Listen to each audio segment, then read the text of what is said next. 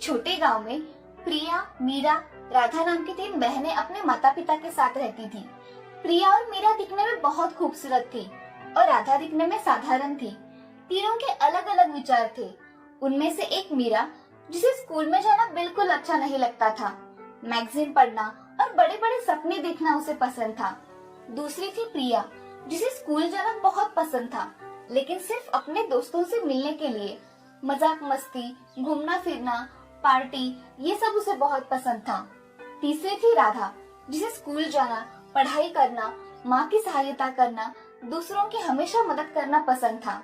एक दिन माँ मीरा से, मीरा, यहाँ जरा मेरी मदद करो। नहीं माँ, तुम्हें तो पता है ना, मेरा जन्म छोटे मोटे काम करने के लिए नहीं हुआ है और अभी तो मैं मैगजीन पढ़ रही हूँ। अरे कभी तो मदद कर दिया करो, आज नहीं तो कल शादी के बाद सबको काम करना ही पड़ता है। क्या शादी के बाद माँ? मैं तो ऐसे इंसान से शादी करूंगी जो बहुत ही ज्यादा अमीर हो, जैसे कि मैगजीन में दिखाते हैं। फिर तो मेरे घर में नौकर चाकर होंगे, तो मुझे कोई काम करने की जरूरत ही नहीं होगी और मैं अपनी लाइफ अपने तरीके से जी पाऊंगी। फिर भी बेटा, कभी कभी काम किया करो। माँ बस भी करो अभी। माँ, मेरे लिए आप बहुत अमीर लड़का चुनना, ताकि मुझे कोई काम ना करना पड़े। मीरा वहाँ से चली जाती है और शादी की बात सुनते ही प्रिया अपनी माँ के पास आकर, माँ, आप मेरे लिए ना बहुत ही हैंडसम, ऊंचा और जो मेरी हर ख्वाहिश पूरी करेगा ऐसा लड़का ढूंढना। हाँ, तुम्हें भी अच्छा लड़का ही ढूंढ लूंगी, लेकिन काम में हाथ मत लगाना। तुम दोनों की दोनों एक जैसे ही हो, ना पढ़ाई में अव्वल और ना काम में। तुम दोनों को तो सिर्फ मैगजीन, मूवी जाना इतना ही पता है। तभी माँ को गुस्सा आता देखकर प्रिया वहाँ से चली जाती है और राधा वहाँ पहुँचती है। माँ, क्या मैं आपकी कोई मदद कर दूं? अरे नहीं बेटा, तुम बहुत थक चुकी होगी, तुम आराम करो। तुम अपनी बहनों जैसी थोड़ी ना हो, जो दिन भर मजाक मस्ती, सोना उठना, मन चाहा करना। तू तो हमेशा कुछ ना कुछ करती रहती है। अभी अभी तो आई है, थोड़ी देर बात कर लेना। माँ, मैं इतना काम पूरा कर लेती हूँ और फिर आराम कर लूंगी। राधा और माँ अपना काम पूरा कर अपने अपने कमरे में चले जाते हैं। कुछ दिनों बाद उनके पिताजी की हार्ट अटैक से मौत हो जाती है। अब तीनों बहनें अनाथ हो चुकी थी। वो बहुत परेशानियों से गुजर रही थी।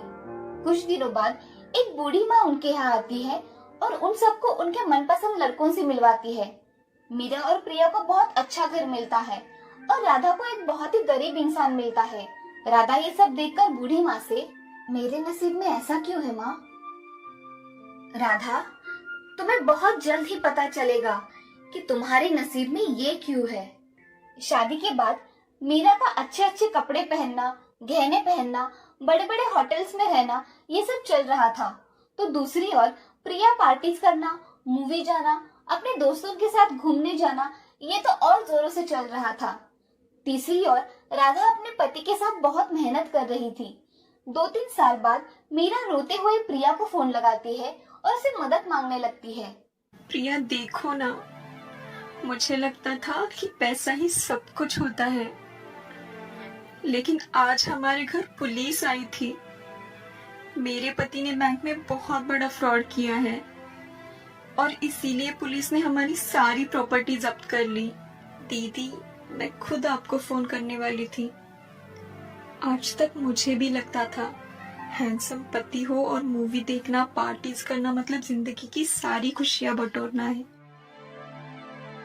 लेकिन ये सिर्फ शान और शौकत की चीज है। मेरा पति मुझे 1 महीने पहले ही छोड़कर दूसरी लड़की के पास चला गया है। 1 महीने से मैं बहुत ही ज्यादा टेंशन में हूँ, लेकिन मुझे समझ नहीं आ रहा था कि मैं क्या करूँ।